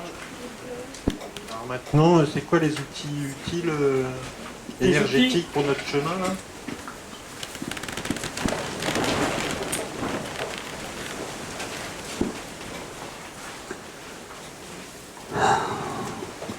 Les outils utiles, c'est déjà connaître les outils que nous avons en nous. Premièrement, quand je dis des outils, c'est pas seulement une pelle, une pioche, c'est-à-dire des outils complémentaires à nos différentes enveloppes. On n'a pas beaucoup de temps, alors si tu veux bien simplifier. Donner quelques exemples. Quelques exemples, bien. Les outils que nous avons, les principaux outils que nous avons, c'est nos chakras, qui ne sont pas seulement au nombre de 7, comme il est souvent dit, et je voyais sur Perpignan quelqu'un qui disait « Oh, il y a quelque chose de nouveau, là, je vais pouvoir vous prendre 16 € pour une méditation avec 12 chakras. » Bon. Les méditations que je les fais avec 18 chakras. Donc, chacun des chakras que nous avons est un outil qui correspond à nos organes aussi, et à notre corps, et qui permet d'équilibrer. Donc, quand nous travaillons en méditation et que nous activons notre tube pranique, nous devons rééquilibrer chacun de nos chakras pour qu'il rééquilibre le corps. Et chacun des chakras a une fonction bien spéciale. Par exemple, il existe un chakra secondaire qui est entre le chakra sacré et puis le chakra du plexus solaire, qui est un chakra de couleur pêche et qui est le chakra de l'unicité, c'est-à-dire qu'il nous permet d'être en relation avec les autres. Nous avons un autre chakra qui nous a toujours été caché, qui est le chakra des genoux, et qui est un chakra en forme de 8, un hémiscate. Et ce chakra nous permet la flexibilité et nous permet de choisir aussi notre chemin et d'avancer. Donc tous ces outils nous permettent de prendre conscience que nous n'avons pas seulement un corps physique, mais que nous avons des corps éthériques et que nous avons des outils dans ces corps éthériques que nous devons faire fonctionner. Nous avons à l'extrémité des mains des tubes qui nous permettent de détecter s'il y a des énergies autour de nous. Et on peut mesurer le niveau vibratoire. Vous consultez les livres de Yann Lipnik, par exemple, qui va vous expliquer tous les tubes que nous avons. J'ai dit tout à l'heure, troisième œil, le nez pour des ressentis olfactifs, les ressentis de la saveur à la bouche, avec les mains, les ressentis énergétiques. Donc nous devons utiliser tous ces outils. Nous devons utiliser, nous pouvons aussi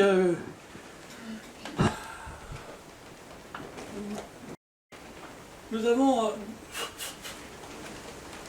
des tubes praniques qui sont pas seulement, il n'est pas seulement le tube pranique que nous avons qui part du Graal et qui arrive au centre de la Terre et qui nous permet d'irradier autour de nous pour apporter des énergies, parce que notre rôle aussi en tant qu'être humain, c'est de transmettre, puisque nous venons d'un niveau plus éthérique que les êtres ou certains êtres de la nature ou que les plantes, nous avons le devoir de leur apporter toutes les énergies dont ils ont besoin. Donc c'est aussi cet outil que nous avons, qui est aussi un tube pranique qui permet d'irradier autour de nous. Donc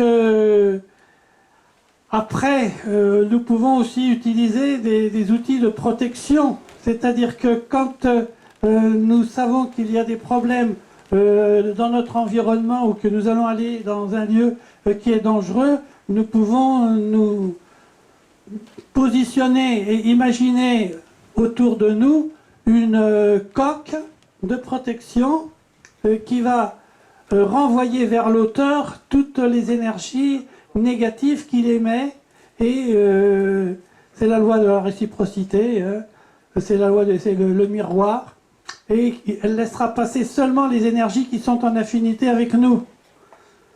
Voilà certains outils. Donc toutes les clés sont à l'intérieur de nous, et celles-ci nous permettent de finalement voir l'extérieur tel qu'il est, non? Oui, oui. Non seulement voir l'extérieur visible, mais aussi une partie de l'extérieur invisible. Sachant que nous sommes qu'une infime partie de l'univers, et que les rapports, nous sommes vraiment interdépendants, bien que nous ayons le libre arbitre. Nous sommes interdépendants les uns les autres, puisque je suis là, vous m'écoutez, vous allez repartir obligatoirement changé.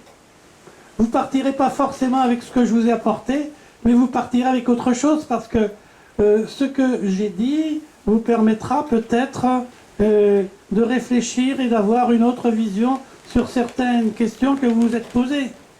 Donc là, nous sommes obligatoirement interactifs. Et quand nous voyons que au niveau planétaire, l'action des multinationales qui sont en train de causer des perturbations partout, nous sommes dépendants de leurs actions négatives, je dirais.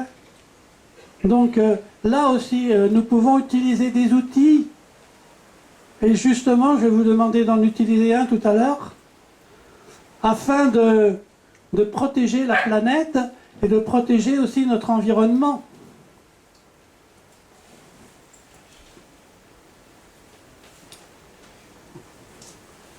C'est bon ou je... Si c'est ce que tu as à dire sur les outils utiles, C'est déjà, oui. Déjà, si nous utilisons les outils dont je viens de parler, notre taux vibratoire va se modifier et puis nos relations avec les autres vont être différents aussi. comment les outils de protection énergétique que tu viens de parler, on les active au travers de la méditation, au travers de quoi? Non, l'intention principalement. C'est juste l'intention. Pas par le yoga, non? Le yoga, mais c'est pas vrai, c'est pas vraiment un outil comme je l'entends. Hein. C'est très bien, moi je suis là. Le yoga apporte beaucoup au niveau énergétique et au niveau physique. Mais là, ce sont des outils beaucoup plus puissants qui permettent vraiment une protection. Vous partez de chez vous, vous mettez une bulle de lumière autour de votre maison en disant, ben voilà, je demande qu'une bulle hermétique se mette autour de ma maison pour la protéger. Je demande aussi aux êtres de la nature de se mettre et de protéger la maison. Ça, ce sont des outils. Vous savez, j'ai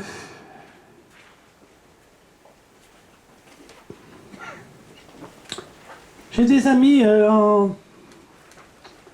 en Colombie pendant les années 55-59 qui faisaient du colportage pour une religion chrétienne et ils savaient qu'ils étaient attendus sur le chemin et que là, vous savez, dans ces pays, là, si on n'est pas chrétien, c'est dangereux, on peut se retrouver dans le ravin.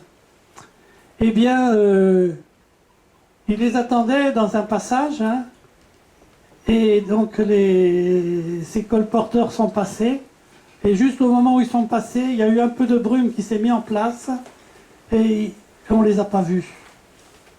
Ils sont passés et il n'y a eu aucun problème pour eux. Donc ils avaient certainement émis l'intention d'être protégés, et donc cette protection a marché. Hein. C'est comme la synchronicité, là ce matin. À 9h, il y a une amie qui arrive. On devait partir à 10h, bon, c'est pas grave. Hein. Nous sommes toujours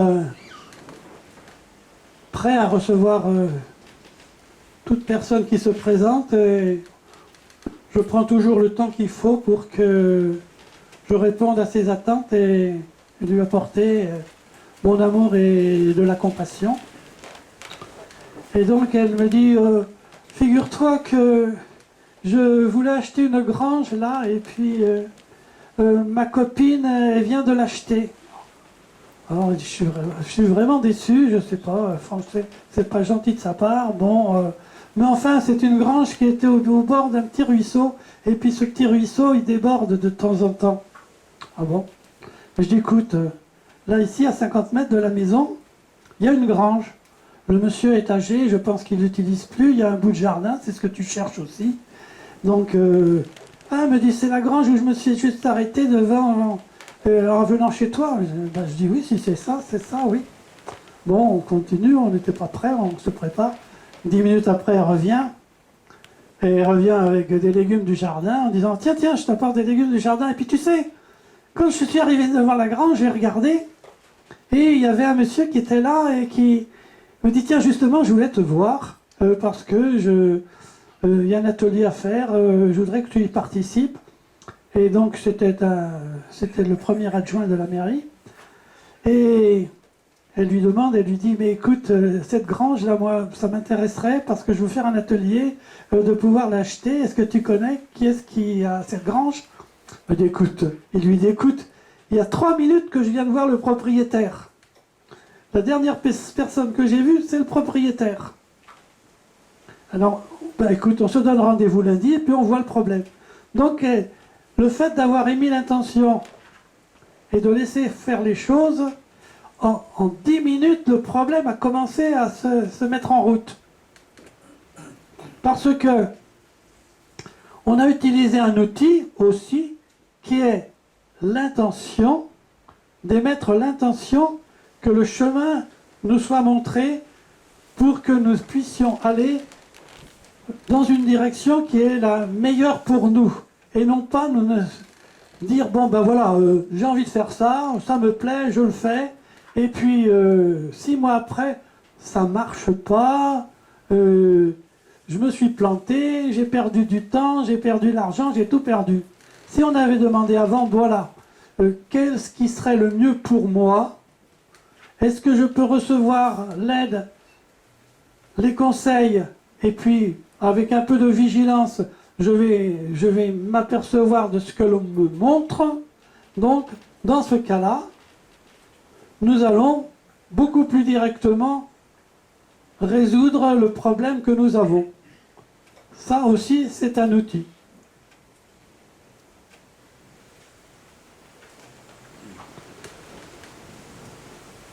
D'autres outils? Déjà, si nous utilisons tout cela, je vous promets que l'existence échange. Parce que les synchronicités se mettent en place et c'est extraordinaire.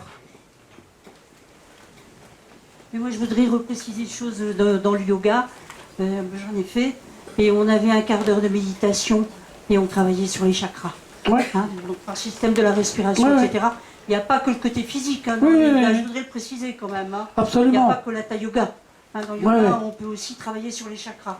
Donc il y a certaines écoles en France qui nous permettent justement de travailler sur les énergies des chakras. C'est une petite précision. Oui, oui, oui, pas de problème. Pas de problème. Ça dépend du professeur, ça dépend de son ressenti, ce qu'il a envie de partager, mais le yoga est utile, c'est un chemin comme d'autres. Hein. Et il y a sept chemins, et donc voilà. Alors, d'autres questions? Je ne voudrais pas que vous partiez frustrés. On l'est un peu, parce qu'on se rend compte qu'on peut être puissant, on peut avoir une puissance phénoménale, et qu'en fait, voilà, on va partir, on ne pourra pas, cette puissance-là, ou ce que vous dites là, effectivement, l'intention, et puis, voilà, d'obtenir en fait, des choses grâce à notre intention. Je pense qu'il y a des niveaux, effectivement, pour arriver à un résultat, il faut avoir un niveau, je crois, de compassion et d'amour universel qui me paraît effectivement peut-être pas à ma portée de main comme ça. Même si effectivement je comprends que c'est en moi, mais que... Moi je pense que c'est à la portée de chacun, il suffit de vouloir. Il suffit de vouloir et il suffit de faire confiance. Et puis aussi de mettre des intentions. C'est-à-dire dire, bon, je vais vous raconter, tiens, encore une autre histoire. Voilà. Quelqu'un de très très proche, qui travaillait comme commercial dans le végétal, qui vendait des produits chimiques. Il a aussi des abeilles, des centaines d'abeilles. Il est aussi un peu dans le spirituel. Et il travaillait comme commercial, il a travaillé là dans cette entreprise pendant 2 ans comme commercial. Et vraiment à avoir des objectifs, et à la fin de l'année, il faut que j'ai fait 400 millions de chiffres d'affaires. Là vraiment ça le traumatisait. Jusqu'au jour où il s'aperçoit qu'il avait fait une commande à l'entreprise pour un de ses clients, agriculteurs, et que la commande n'a pas été livrée parce que le type qui s'occupe de l'intendance a un certain pouvoir, et puis bon, il fait un peu ce qu'il a envie, et puis bon, voilà. Et donc le client lui pose la question, j'ai commandé ça, comment ça se fait que c'est pas venu? Et du coup, il a piqué une crise de dépression dans la voiture, quelque chose de costaud. Et donc, le lendemain, il voit un de ses amis agriculteurs, et puis lui dit, ça va? Ben non, ça va pas. je bosse et puis derrière ça suit pas, j'en ai marre. Bon. Il lui dit, mais écoute, il y a une place là à côté de chez toi, pas très loin. Hein, en plus, ils font, c'est de la semence, hein, c'est des recherches sur la semence. Ce sont pas des OGM. Je vous tranquillise tout de suite.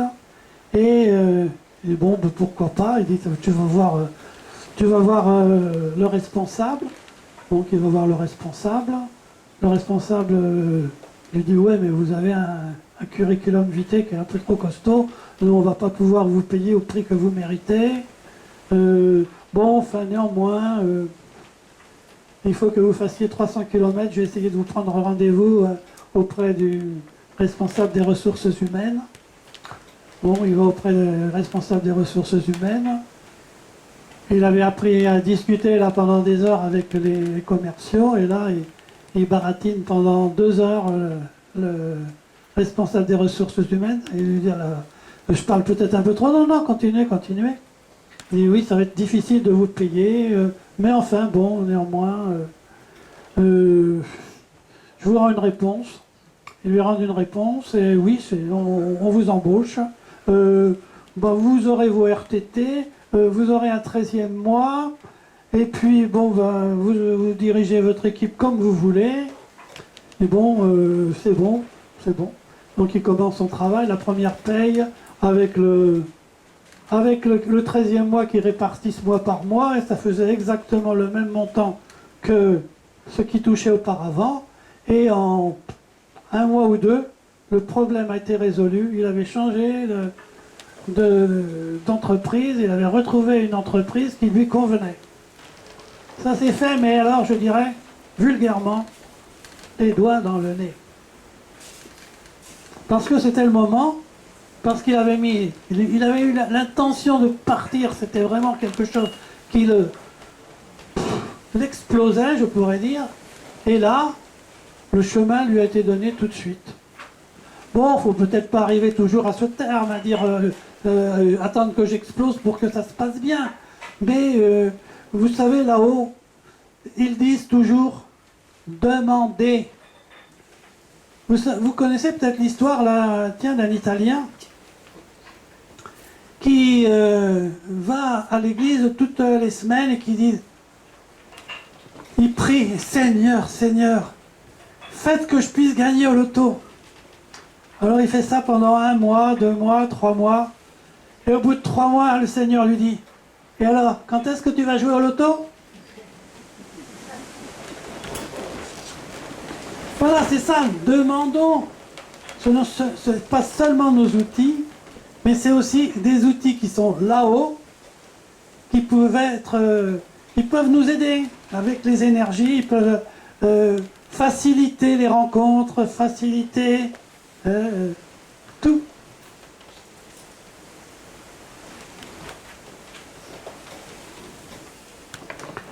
Voilà, les êtres disponibles. Êtres de la nature, guides spirituels. La modification de l'ADN qui se fait actuellement pour certains. L'activation des chakras. Essayer d'être en compte, savoir qu'il y a des champs morphogènes qui existent et que ce sont des centrales de force qui sont en affinité avec nous. À nous de nous brancher sur les bonnes centrales. Les médecins de l'au-delà, on leur demande leur aide. Actuellement, les enfants de cristal, hein, ou enfants indigo, qui sont des enfants qui ont beaucoup de difficultés à vivre et qui peuvent nous aider et que nous devons aussi aider. Tout ça, ce sont des outils. Ensuite, actuellement, au niveau de la planète, il y a l'aide bien sûr des êtres de la nature, des guides spirituels. Et actuellement, depuis ici, il y a un mur de lumière qui descend,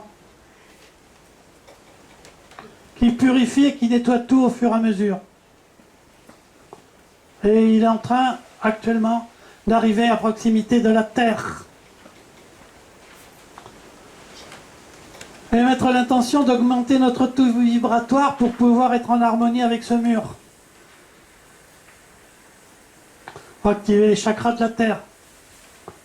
Voilà, les dernières méditations. Chakra de la Terre, du Potola, de Khéops, Lourdes, Chartres. Donc il y a 7 chakras. Et ces chakras, les ingénieurs de l'au-delà ont commencé à travailler pour monter des outils énergétiques afin qu'ils puissent irradier beaucoup plus. Donc ils sont en activation. L'énergie diffusée par les chakras est énormément augmentée. Puisque nous ne faisons pas notre travail, le travail il se fait depuis là-haut. Voilà.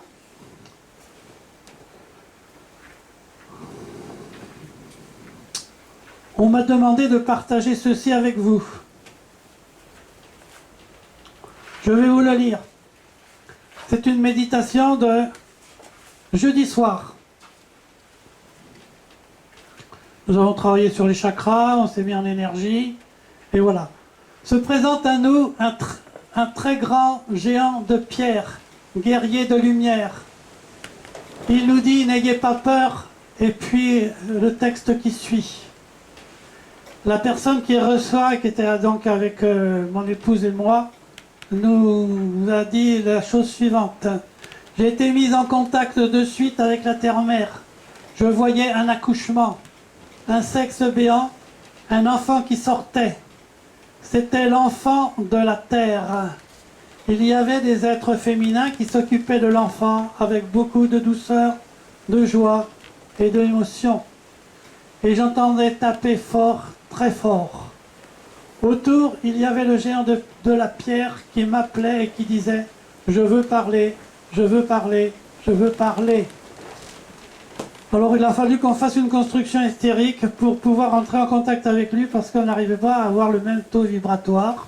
Donc ça c'est fait. Nous sommes rentrés dans cette construction éthérique et lui aussi. Et il a dit « Attention, danger, danger, gaz de schiste. Protégé, l'enfant ne pourra pas naître si des recherches et l'extraction de gaz de schiste se poursuit car il risquera de mourir. La trépidation de la terre était en fait les battements du cœur de l'enfant à venir et la terre souffrait de ne pas pouvoir accoucher et mener à terme son enfant vers la vie. Je voyais des animaux de tout l'univers et de partout qui en fait attendaient l'avènement de cet enfant pour continuer la vie, pour que le passage puisse se faire vers l'autre terre, la nouvelle terre, vers la lumière en douceur. Si l'accouchement ne se faisait pas, cela serait dangereux, la fin. Puis le géant de pierre a dit, des pierres qui roulent, qui tremblent, du bruit, beaucoup de bruit. À la fin de la méditation, nous avons demandé ce que nous pouvons faire pour aider. La réponse était la suivante et je vous demande, si vous voulez bien, d'en émettre l'intention.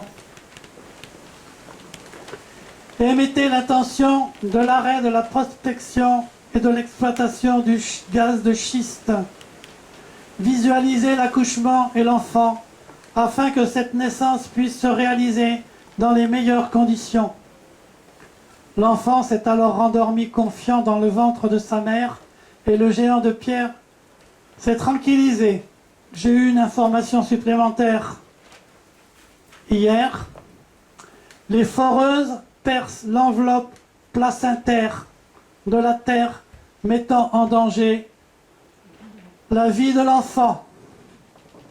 Donc informez vos réseaux sur le problème et finalisez l'intention. Oui, on doit la finaliser mardi. Voilà ce que j'avais à partager avec vous. Merci Serge.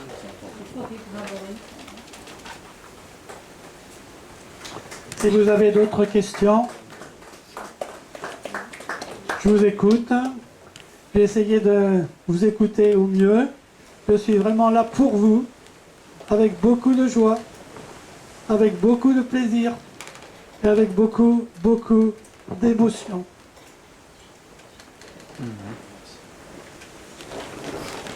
Question? Non? On va arrêter là? Si? Et est-ce qu'on peut revenir à la seconde mort? Par là, seconde mort. Ouais. Ben, vous revenir. Bon, il n'y a pas urgence. Hein.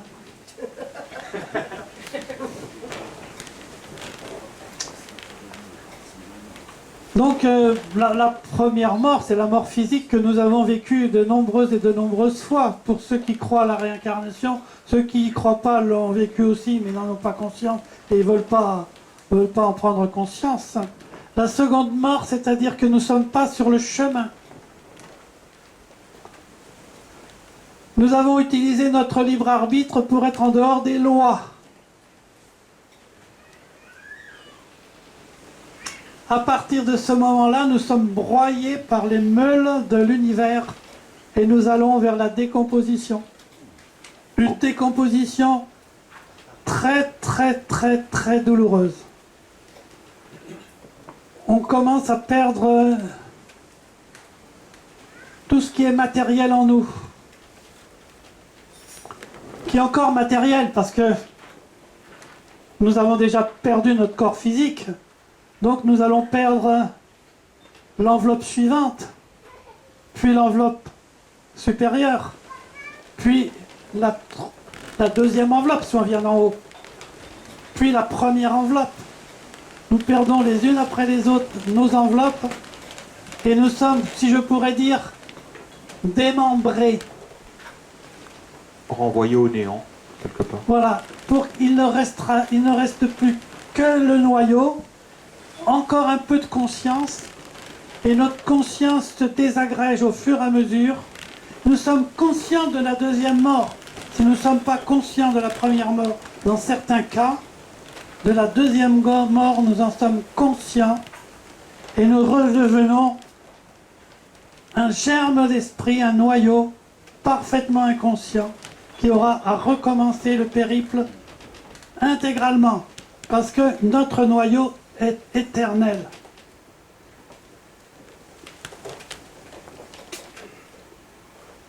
Je veux pas, moi. J'ai pas envie. Donc je ferai tout ce qu'il faut pour que ça n'arrive pas. Mais il y a ce mur de lumière qui arrive, hein, sur la Terre, et qui fait le nettoyage. Qui a besoin de nous aussi, quand même. On est deux concerts, non? Il y a des êtres aussi qui sont des êtres. Moi, je dis, il y a des êtres éveillés. Il y a des êtres éveillés sur la Terre. Ces êtres éveillés sont près de ces êtres de lumière. Donc il y a, je dirais, un lien entre les êtres de lumière de l'autre côté du voile et les êtres de lumière qui sont terrestres. Mais le nettoyage, il se fait de haut en bas. Donc le nettoyage, c'est déjà fait sur tous les plans. Donc c'est vraiment que des êtres de lumière qui restent là-haut. Et l'infinité, avec les ténèbres, ne peut plus se faire. Et donc la Terre, elle est complètement prise dans cette bulle de lumière, ce mur de lumière. Et donc c'est la grille christique qui est à peu près à 83 km au-dessus de la Terre. Donc on ne peut pas passer. Oui. Donc alors, excuse-moi, mais si tu veux, quand on lit le texte là, hein, les foreuses percent l'enfant sa terre de la terre, mettant en danger la vie de l'enfant et tout ce qui va se passer sur la terre.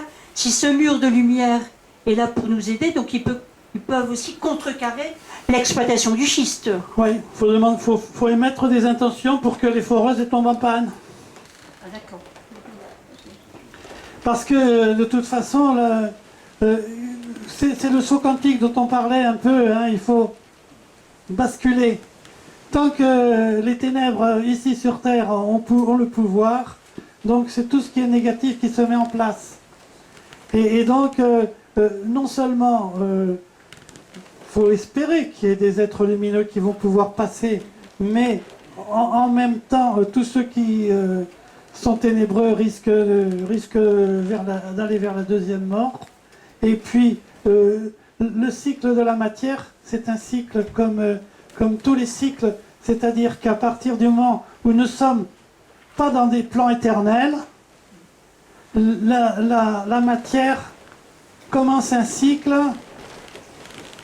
26 000 ans, là, et puis termine ce cycle. Donc, il y a la formation et la décomposition. Mais c'est valable aussi bien pour la Terre que pour nous. La seule chose, c'est que la Terre, ça fait déjà des milliards d'années qu'elle a commencé, et il arrive un moment où, dans la fin de son cycle, la vie n'est plus possible sur cette Terre, et elle va dans un trou noir. Donc là, enfin, je ne sais pas quand.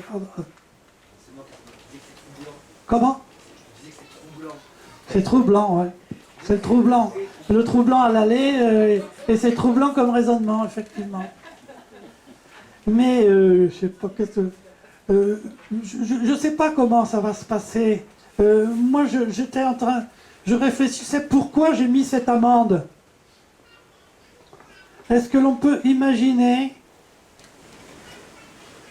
que la naissance de la nouvelle Terre se fera de la même façon qu'une amande qui est éjectée de sa coquille? Les amandes, vous savez, il y en a partout des amandiers ici. C'est justement en ce moment le moment. Ah, j'en ai pris une, tiens, j'avais mis dans la voiture. La coque s'ouvre, elle devient marron, et l'amande est projetée, elle tombe. C'est aussi ce sexe béant qui va donner naissance à l'enfant. Alors maintenant, bon, moi je ne veux pas aller plus loin dans mon imagination. Hein. Après, c'est mon intellect qui fonctionne sans intérêt. Est-ce qu'on peut faire quelque chose pour les élémentaux, nous? Oui, pareil, mettre des intentions, apporter... moi, maintenant... quand je travaille avec mon tube pranique, j'essaye de faire fonctionner aussi un tube pranique horizontal qui va pouvoir transmettre les énergies que je reçois depuis le Graal et qui vont jusqu'à la Terre. Et ces énergies, je les retransmets, j'irradie pour leur apporter, leur donner toute la force dont ils ont besoin, parce que c'est ce dont ils manquent. Ils sont coupés des énergies de la lumière. Ceux qui travaillent sur ce plan ici. Parce que ils étaient à notre service. Et c'est-à-dire que ce qu'on leur demandait, ce que l'on faisait, ce que l'on leur demandait au niveau des pensées, des paroles et des actions, ils étaient dans l'obligation de le faire. Aujourd'hui, ils ne sont plus dans l'obligation parce que ce mur de lumière et le pouvoir de la lumière est supérieur à notre pouvoir. Donc nous sommes dans la dépendance de cette volonté.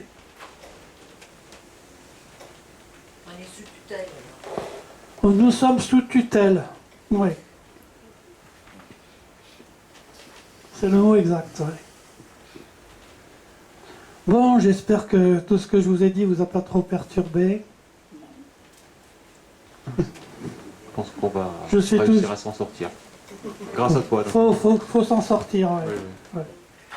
D'autres questions ou bien... Oui.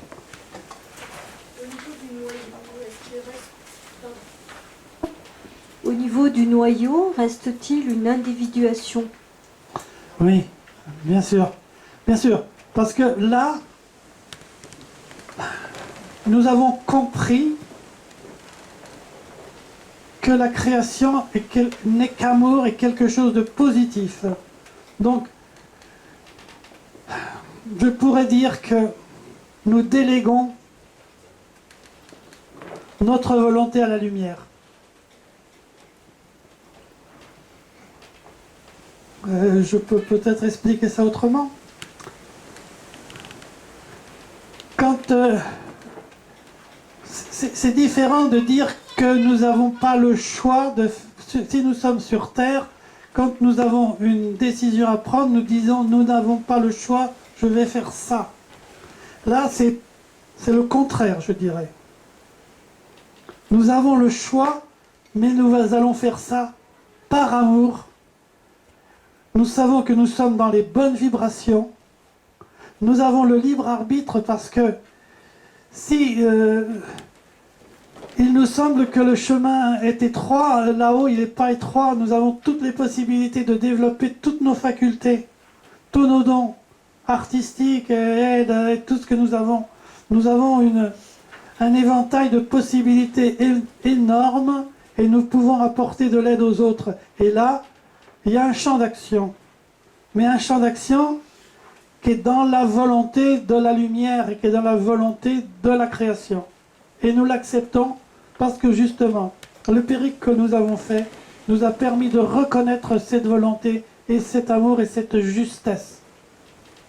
Donc ce n'est pas une contrainte pour nous. C'est la vie.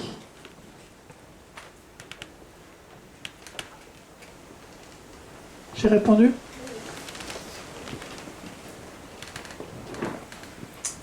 On va y placer le point final peut-être en remerciant Serge de tout ce que tu nous as Avec apporté. plaisir, je sais que... Merci beaucoup. Que je suis un petit peu, des fois, plein de convictions, bien énergétique, mais je sais que j'ai aussi quelque chose à dire et je le dis avec conviction, et ça vient du fond du cœur, ça vient le plus profondément possible de moi, et je ressens beaucoup cette énergie qui me vient, et je ne peux pas parler sans conviction. Mais croyez-moi que ma conviction est aussi de l'amour pour chacun d'entre vous. Merci beaucoup. Merci. Qu'elle continue. Elle a de l'avenir. Merci.